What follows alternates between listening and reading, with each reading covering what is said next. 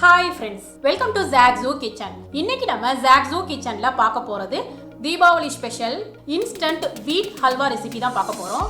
அரை கப் கோதுமை மாவு வச்சு ஃபுட் கலர் எதுவும் சேர்க்காம இன்ஸ்டன்ட்டா ஒரு கோதுமை ஹல்வா டேஸ்டியா ஈஸியா செஞ்சிடலாம்.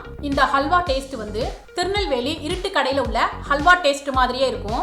வாயில வச்ச உடனே கரைஞ்சிரும். அந்த அளவுக்கு டேஸ்டாவும் சாஃப்டாவும் இருக்கும். இது தீபாவளிக்கான பெர்ஃபெக்ட் ஸ்வீட். பொதுவா ஹல்வா செய்யறது ரொம்ப கஷ்டமான விஷயம்னு நினைக்கிறோம். ஆனா இந்த வீட் ஹல்வாவை 3 பொருட்களை வச்சு பிகினர்ஸ் கூட ஈஸியா செஞ்சிடலாம். ஒரே ஒரு தடவை ட்ரை பண்ணி பாருங்க. ஹல்வாக்கு நான் கேரண்டி ஃபெயிலியரே ஆகாது. ஃபர்ஸ்ட் அட்டெம்ப்ட்லயே சூப்பரா செஞ்சிடலாம். வாங்க இந்த வீட் ஹல்வா இன்ஸ்டன்ட்டா ஈஸியா எப்படி செய்யறதுன்னு பார்க்கலாம். ஃப்ரெண்ட்ஸ், இந்த வீடியோவை லைக் பண்ணி ஷேர் பண்ணுங்க. சப்ஸ்கிரைப் பண்ணாதவங்க சப்ஸ்கிரைப் பண்ணிட்டு பெல் ஐகானையும் கிளிக் பண்ணிக்கோங்க. இந்த வீடியோ உங்களுக்கு பிடிச்சிருந்ததுன்னா வீடியோக்கு ஒரு லைக் கொடுங்க ஃப்ரெண்ட்ஸ். ஃபர்ஸ்ட் ஒரு மிக்சிங் பவுல்ல நல்ல சலிச்ச கோதுமை மாவு 1/2 கப் ஆட் பண்ணிக்கிறேன். கண்டிப்பா மாவு ஒரு தடவை நல்லா சலிச்சுக்கணும். இதுல ஒரு பிஞ்ச் சால்ட் ஆட் பண்ணிக்கிறேன். அரை கப் கோதுமை மாவுக்கு அதே கப்ல 6 கப்பு தண்ணி சேர்க்கணும். இப்போ இதுல எந்த கப்பால மாவு அளந்தேனோ அதே கப்ல 1 கப்பு மட்டும் தண்ணி ஆட் பண்ணிக்கிறேன். இதை ஒரு விஸ்க் வச்சு கட்டி இல்லாம நல்லா மிக்ஸ் பண்ணிக்கணும். இந்த அளவு மிக்ஸ் பண்ணிக்கணும். இப்போ அதே கப்பாலேயே 5 கப்பு தண்ணி வந்து அளந்து ஆட் பண்ணிக்கிறேன். இப்போ இதை கட்டி இல்லாம நல்லா மிக்ஸ் பண்ணணும். கொஞ்சம் கூட கட்டி இருக்க கூடாது. ஃப்ரெண்ட்ஸ், ஹல்வாவை பொறுத்த வரைக்கும் மெஷர்மெண்ட் வந்து ரொம்ப முக்கியம். உங்கள்கிட்ட மெஷரிங் கப் இல்லைன்னா நீங்க எந்த கப்ல கோதுமை மாவு அளந்து எடுத்துக்கிறீங்களோ அதே கப்பாலேயே எல்லா பொருட்களையும் அளந்து எடுத்துக்கணும். இப்போ இதை இந்த மாதிரி நல்லா கலந்துட்டேன். இப்போ இதை நம்ம தனியாக எடுத்து வச்சிடலாம். கோதுமை மாவு அளந்தெடுத்த அதே கப்லயே 3 கப்பு சுகர் அளந்து எடுத்திருக்கேன். அதே கப்லயே 1 கப்பு நெய் எடுத்திருக்கேன். 1/2 கப்பு கோதுமை மாவுக்கு 1/2 கப்பு கீங்கிறது சரியான அளவு. உங்களுக்கு 1/2 கப்பு கீ சேர்க்க விருப்பம் இல்லைன்னா நீங்க 1/4 கப்பு கூட நீங்க கீ சேர்த்துக்கலாம். கேஷ்யூநட் கொஞ்சம் எடுத்திருக்கேன். வாசத்துக்காக ஒரு பிஞ்ச் ஏலக்காய் பொடி எடுத்திருக்கேன். கேஷ்யூநட்டும் ஏலக்காய் பொடியும் ஆப்ஷனல் தான் ஃப்ரெண்ட்ஸ். உங்களுக்கு தேவையில்லைன்னா நீங்க ஸ்கிப் பண்ணிக்கலாம். 3 கப்பு சுகர்ங்கிறது கரெக்டா இருக்கும் ஃப்ரெண்ட்ஸ். ஹல்வா கடையில் சாப்பிட்ற டேஸ்ட் இருக்கும். சப்போஸ் உங்களுக்கு சுகர் கம்மியா தேவைன்னா 3 கப்புக்கு பதிலா சுகர் வந்து 2.5 கப்பு கூட நீங்க சேர்த்துக்கலாம். 3 கப்பு சுகர்ல இருந்து 1 கப்பு சுகரை மட்டும் கேரமலைஸ் பண்றதுக்காக ஒரு பேன்ல தனியா எடுத்து வச்சுக்கிறேன். இப்ப ஹல்வா செய்ய ஸ்டார்ட் பண்ணிடலாம். இப்போ ஒரு பேன்ல நம்ம எடுத்து வச்சிருந்தோம் இல்லையா, அந்த கீல இருந்து 1 டேபிள் ஸ்பூன் மட்டும் ஆட் பண்ணிக்கிறேன். அடுப்பை வந்து லோ ஃப்ளேம்ல வச்சுட்டு கேஷ்யூநட் ஆட் பண்ணிக்கிறேன். இதை நல்லா ஃப்ரை பண்ணிக்கணும். இது கோல்டன் ப்ரௌன் ஆனதும் ஒரு பிளேட்ல எடுத்து தனியா வச்சிடலாம். இப்போ அதே பேன்லயே அடுப்பை வந்து லோ ஃப்ளேம்ல வச்சுட்டு நம்ம கரைச்சி வச்சிருந்த கோதுமை மாவை ஒரு தடவை நல்லா மிக்ஸ் பண்ணிட்டு இதுல சேர்த்துக்கணும்.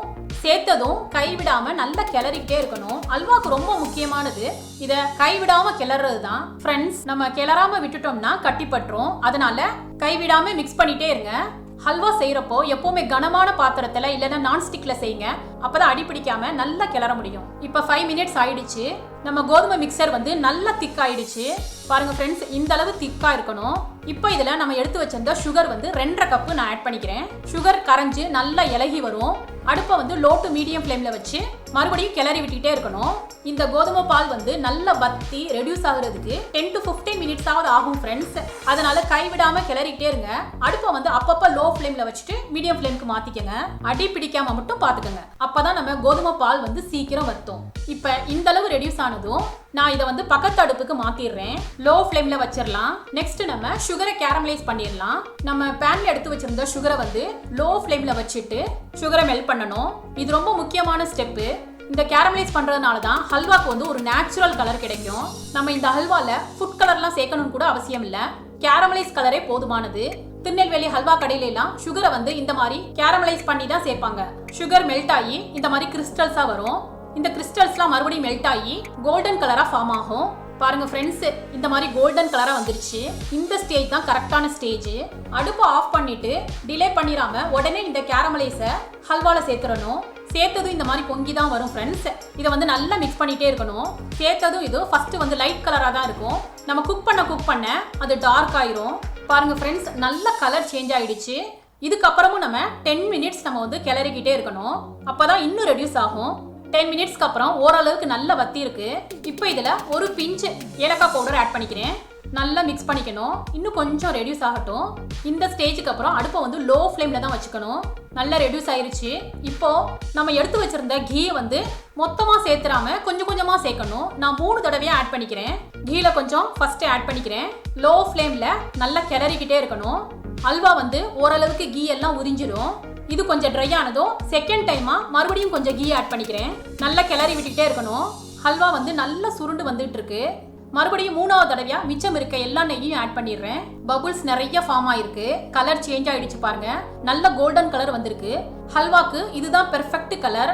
இப்போ இதுல நம்ம ஃப்ரை பண்ணி வச்ச கேஷ்யூநட் ஆட் பண்ணிக்கிறேன். இப்போ இன்னும் கொஞ்சம் கிளறிக்கிட்டே இருந்தோம்னா ஹல்வா வந்து பேன்ல ஒட்டாத அளவுக்கு நல்லா திக்காயி சுருண்டு வரும்.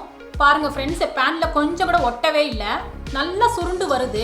இதை நம்ம இப்படி எடுத்து பார்த்தோம்னா ரிப்பனா இந்த மாதிரி விழுகணும். இதுதான் ஹல்வாவோட கரெக்ட் பக்குவம். எனக்கு இந்த ஹல்வா வந்து கிளறி முடிக்க 30 to 35 மினிட்ஸ் வந்து டைம் எடுத்துச்சு. இதில் மெயினாக பார்த்தோம்னா கைவிடாமல் கிளறணும். அவ்வளோதான் ஃப்ரெண்ட்ஸ்.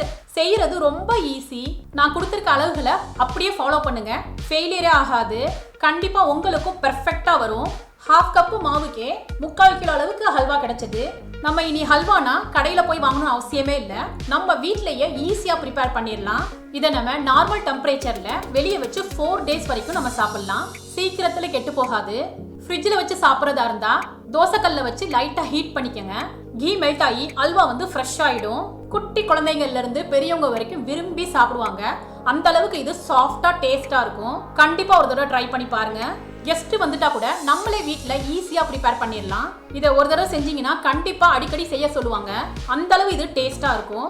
ஃப்ரெண்ட்ஸ், இந்த வீட் ஹல்வா ரெசிபி உங்களுக்கு பிடிச்சிருந்ததுன்னா இந்த தீபாவளிக்கு நீங்க ட்ரை பண்ணி உங்க எக்ஸ்பீரியன்ஸை கமெண்ட்ல ஷேர் பண்ணுங்க. சுவையான சமையல், சுகமான வாழ்வு. தேங்க்யூ.